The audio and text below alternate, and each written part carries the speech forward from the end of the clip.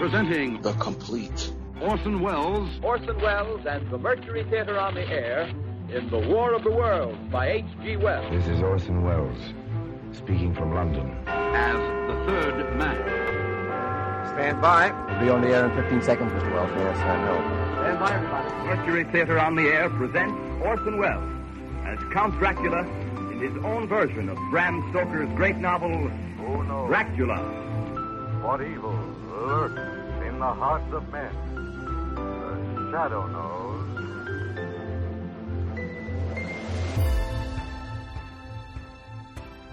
Hello world, welcome to The Complete Orson Welles, featuring a range of programs from 1936 to 1952 that Orson either produced and directed, was featured on, or guest hosted. You can subscribe to my podcast to receive notifications of new posts. If inclined, please leave a rating and or review on your preferred podcast service. Thank you for your support. Hope you enjoy. This week we welcome a new program to the podcast. It is The Adventures of Harry Lime. The Adventures of Harry Lime actually started as a movie in 1949 called The Third Man. The Third Man was a very, very popular movie for Orson Welles. It received critical acclaim in most countries and was a hit in the U.S. and Britain. It was actually made and produced in England. If you haven't seen the movie, I highly recommend it. It was not just well received for its acting and the script, it was also well received for its new use of camera angles. This is the first episode from the radio program called Too Many Crooks, and this episode aired August 3rd, 1951.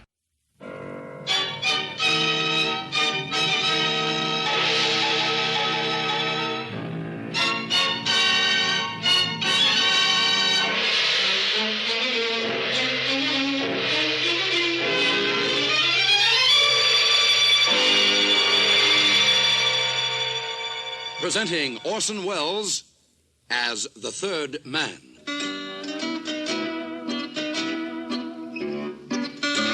The Lives of Harry Lime.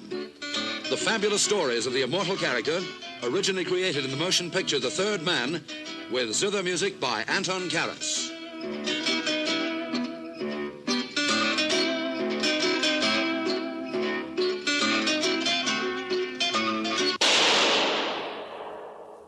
That was the shot that killed Harry Lime. He died in a sewer beneath Vienna, as those of you know who saw the movie The Third Man. Yes, that was the end of Harry Lime. But it was not the beginning. Harry Lime had many lives, and I can recount all of them. How do I know? It's very simple. Because my name is Harry Lime.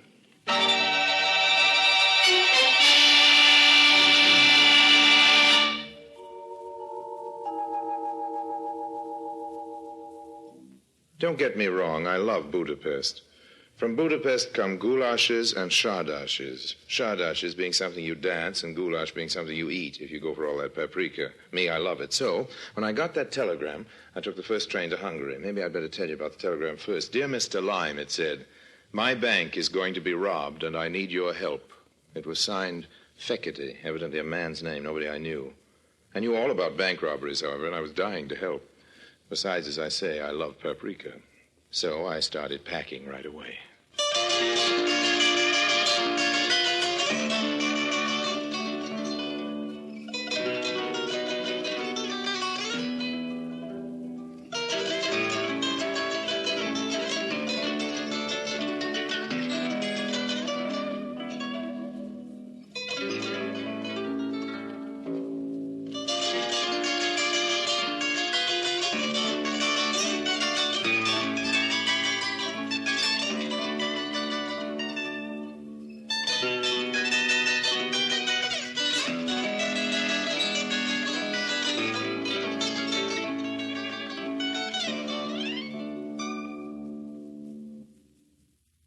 And now, Orson Welles as Harry Lime, the third man, in today's story, Too Many Crooks.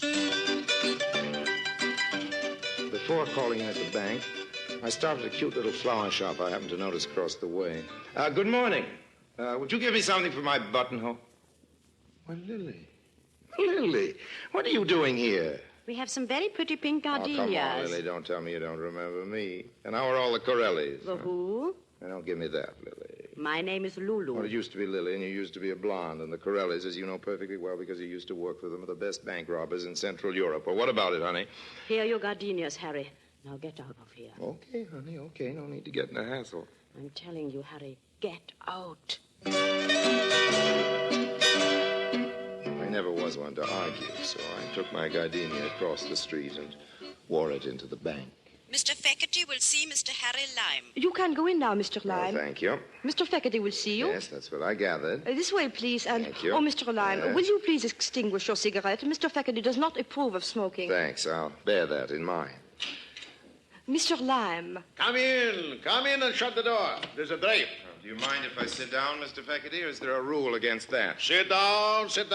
You're a very impertinent young man, but I don't mind that. I'm an impertinent older man. We ought to get along together very nicely. What's your proposition, Mr. Feckerty? Yeah.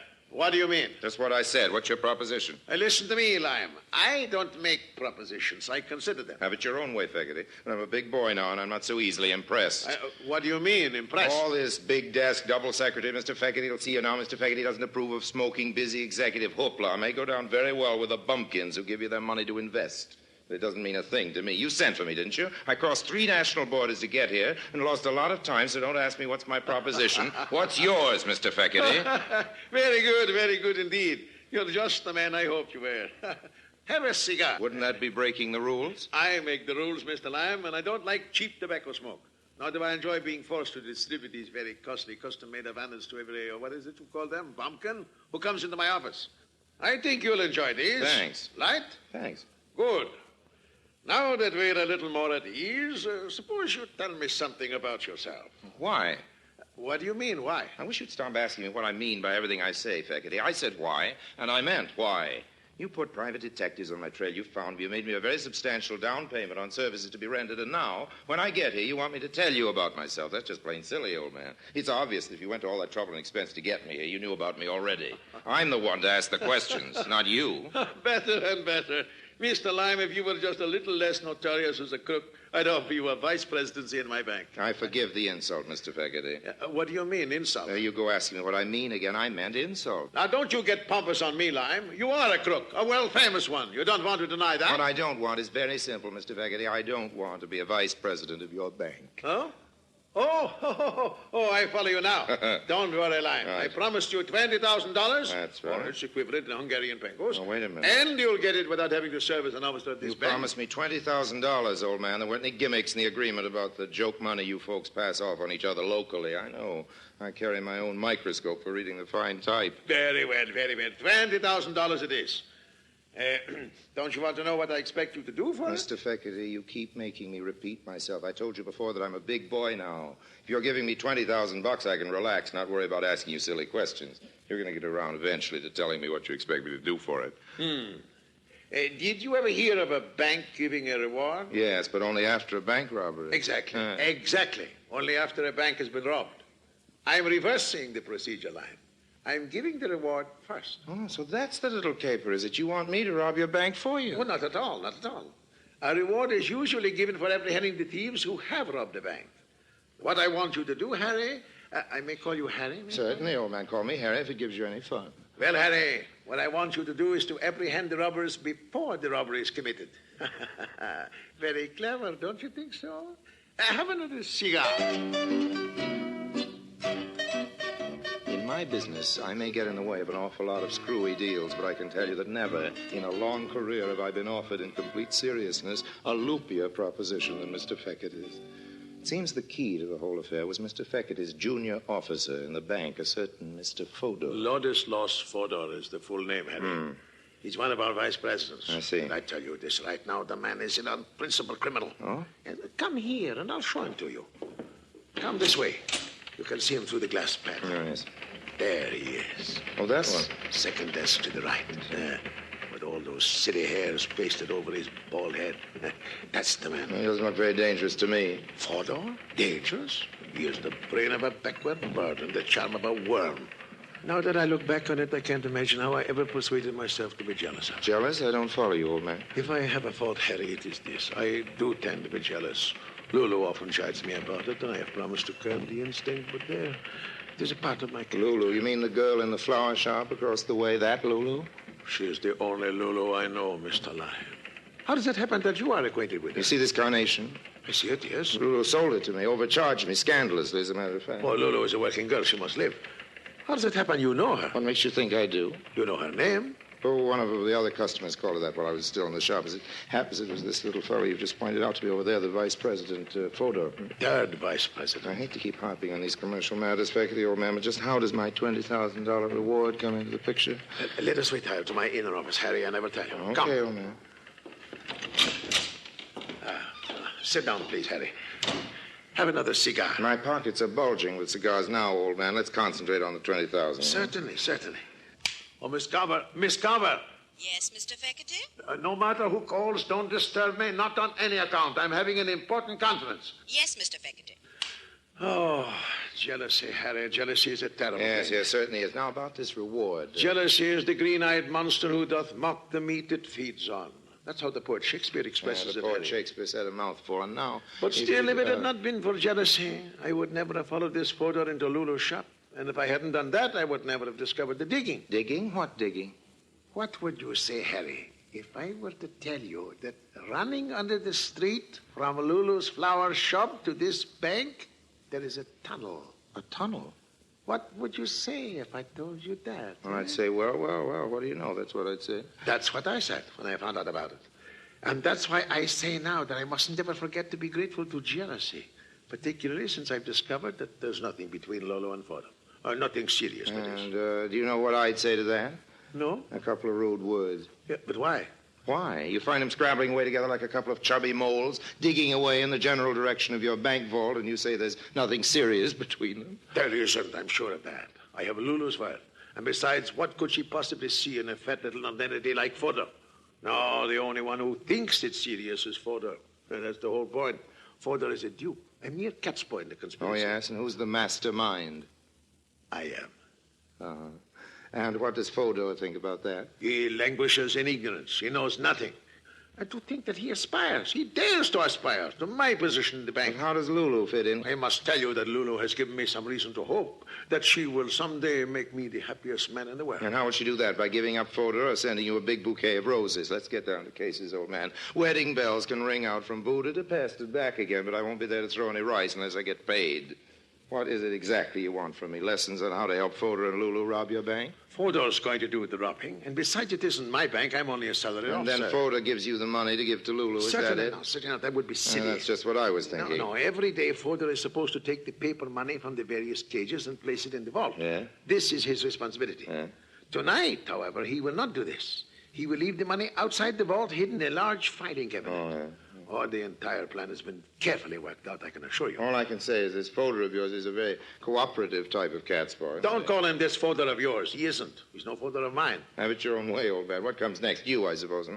You come a half hour later with a dark lantern and a gunny sack. You wrap up the money, join Lulu, who's been waiting for you across the street in the flower shop, and the two of you, hand in hand, move off down the road into the sunrise and also into the very choicest Hungarian hooskow. What is a hooskow? A jail or prison, a place of forcible incarceration, a lockup for bad little bank robbers. Not at all, not at all. It is Fodor who goes to prison. Oh, yes? And how do you work that?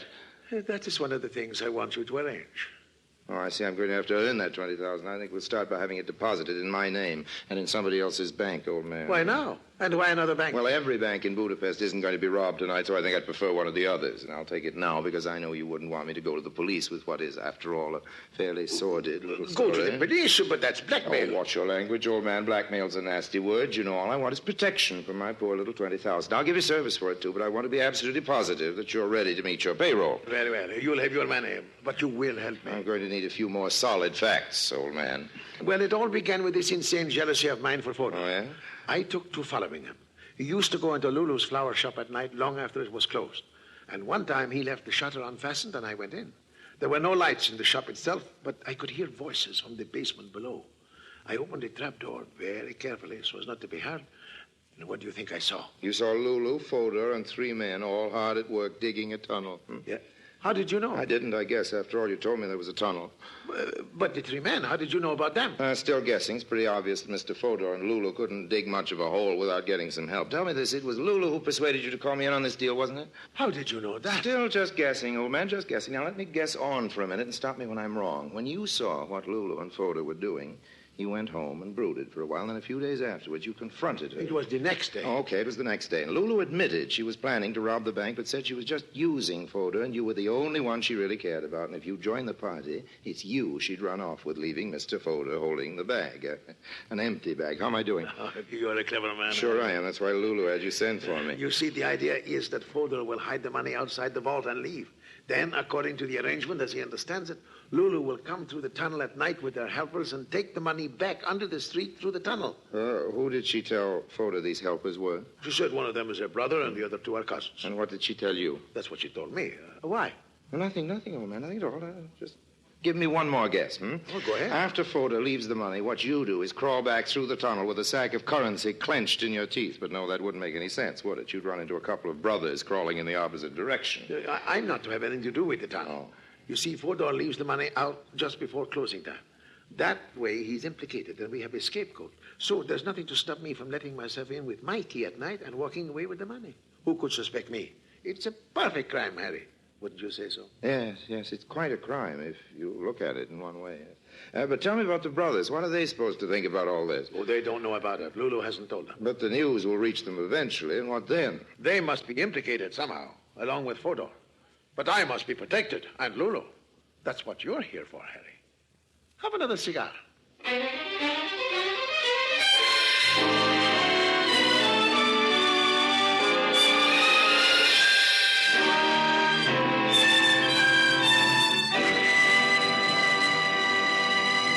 Orson Welles returns in just a moment as the third man.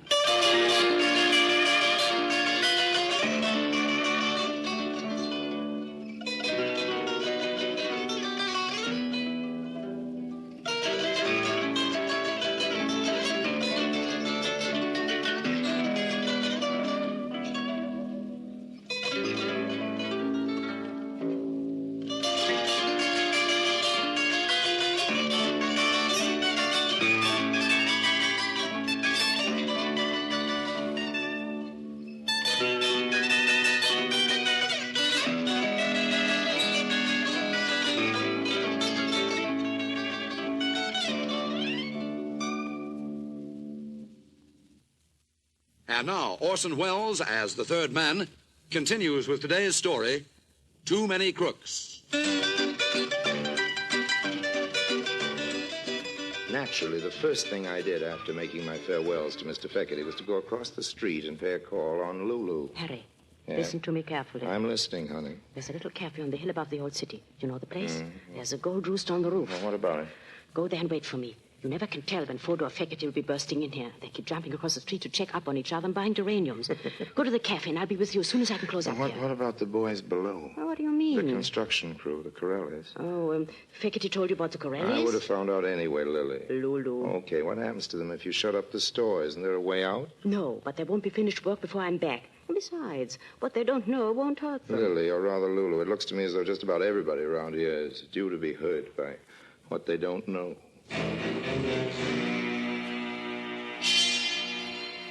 I found the Gold Rooster and sat down on the terrace of the restaurant to wait for Mr. Feckerty's fiancée. Over a glass of Tokay, I tried to add up the situation as of then. As far as I could see, the whole setup was like a Picasso painting. No matter how you looked at it, it was cockeyed and upside down. Hello, Harry. Don't order anything for Hi. me. I haven't time. Don't worry, Lily. I'm not here to celebrate. We can have our party after I know who's going to pay the check. I wish you'd call me Lulu. Okay, Lulu. Now, here's all the sense I can make out of this little caper. You came here with the Corelli gang, No, right? they came first. Then they sent for me to work in the flower shop for a front. The tunnel was their idea. Then you sent for me. That was your You're idea. right. Now, Fodor thinks he's going to divvy up with the Corellis and marry you on the proceeds. Something like And that. Feckerty thinks something like the same something. The president thinks he's going to put it over the vice president. What about the construction crew? You mean Walter and the Yes, others? the Corellis, the original burglars. What are they going to get out of this? According to Feckerty, it's going to be the old double cross. But if I know you, Feckerty's in for the same gentle treatment. Harry, why should anybody get anything out of this except... Okay, Lily, okay. Book a couple of spaces for us on the first milk train out of Budapest, but be sure to get reservations on the bulletproof car. I wish you would call me Lulu. Time marches on. A lot of trusting Hungarian depositors line up at the bank, leave their hard-earned pengos at the impressive-looking gilt cages for what they fondly believe is safekeeping, and hurry home to have their evening plate of goulash. Closing time comes and goes. Fekete doesn't leave. He just pretends to and stays skulking in his office.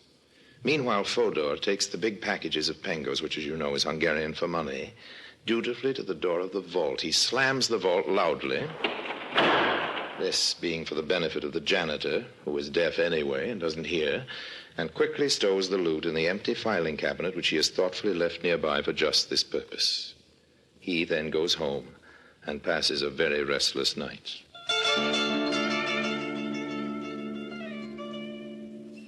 The moon rises over the city and winks at its own reflection in the Danube. A lot of good Hungarians are in their beds. The others are all in a nightclub called the Arizona, dancing the Shardash. They do not come into this story, so we'll leave them dancing. Down onto the street, the Corellis, those adept bank robbers, continue to dig. They are putting the finishing touches on their tunnel, and we will not listen in on them because their conversation is very vulgar indeed. In his luxurious office, Mr. Fekete sits biting his nails and dreaming of a long West Indian cruise with Lulu in an adjoining deck chair.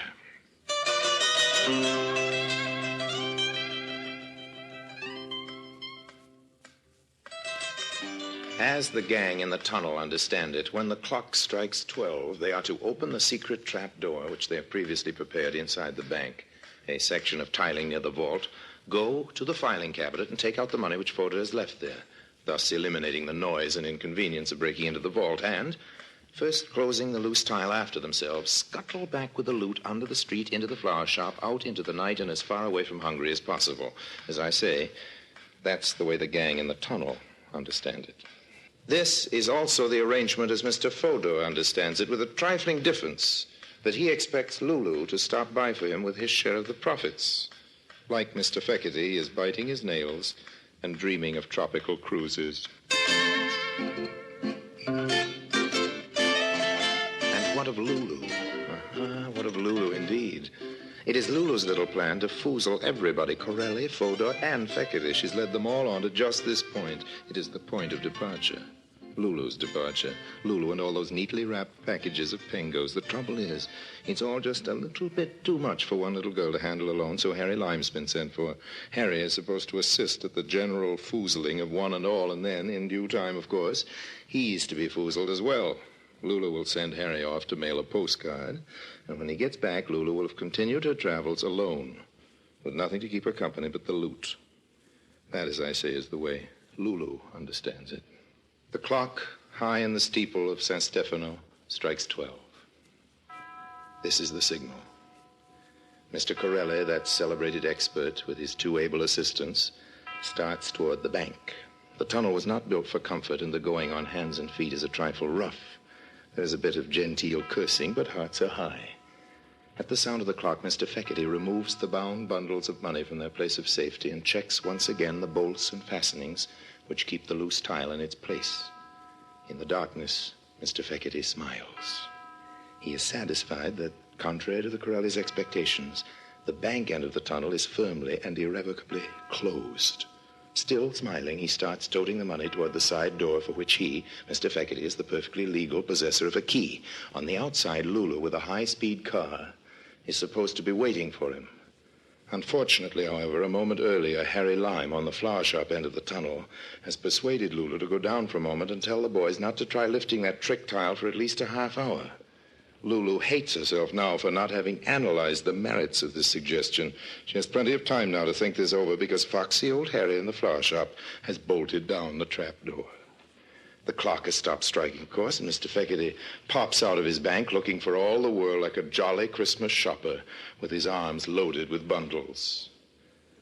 There is a high-speed car waiting for Mr. Fekete, all right, but it is full of strange gentlemen, and they are all dressed in uniforms. Put up your hands, Peckety. Put up your hands. You're under arrest. But there's some mistake. No, not at all, old man. No mistake at all. You see, gentlemen, just as you were told, there he is, and there's the money. Come along now, Peckety. We are taking you in. You, Harry, a police informer. Not a bit of it, old man. I wouldn't dream of telling on you. No, the cop got the tip-off from an anonymous letter, and you know how you spell anonymous? L-U-L-U. Lulu. She did it. Lulu. Lulu. That wouldn't be Lulu Hartz, would it? Alias Lily the Twister. Yes, officer, I believe so. There's a reward offered for her capture, isn't there? I should say there is. What about the Corelli gang? They've got the biggest price on their heads in Central Europe. Oh, that's lovely. It's all beginning to add up when you throw in the generous reward Mr. Feckety posted in the name of his bank this afternoon. But you're not going to collect that, are you? Why not, old man? After all, you put up the money for me to collect before the bank was robbed, didn't you? You also wanted me to thwart the Corellis, and if you yourself are foolish enough to go breaking the law, you'll just have to tell it to the judge. I'll tell him plenty. I'll tell him about you. Go ahead. I haven't broken any laws, remember, and you'll only help me collect my various rewards. Matter of fact, Lime, just what is your connection with this affair? What have you done? Officer, all I did was turn a bolt on a trap door. Nothing at all, really, just a twist to the wrist. And now, if you've got some spare handcuffs ready, I think we better open it up again. The folks down below may be getting a little fretful, and I think they'll appreciate a change of scene. If you'll come with me, officer, I'll show you the place. Really, Mr. Lime, I can't tell you how grateful... Please, old man, don't mention it. Pleasure, I assure you. Won't you have a cigar?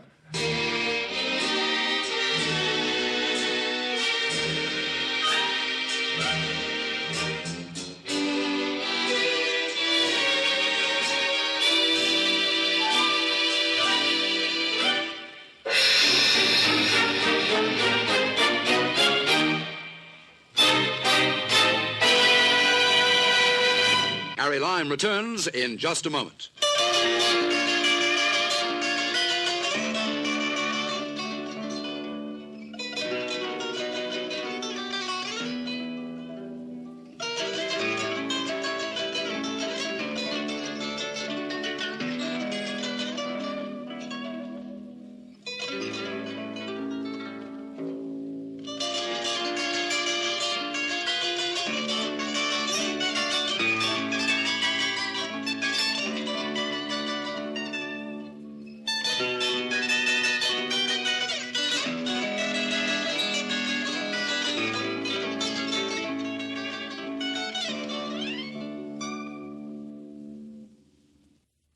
And now, Harry Lime.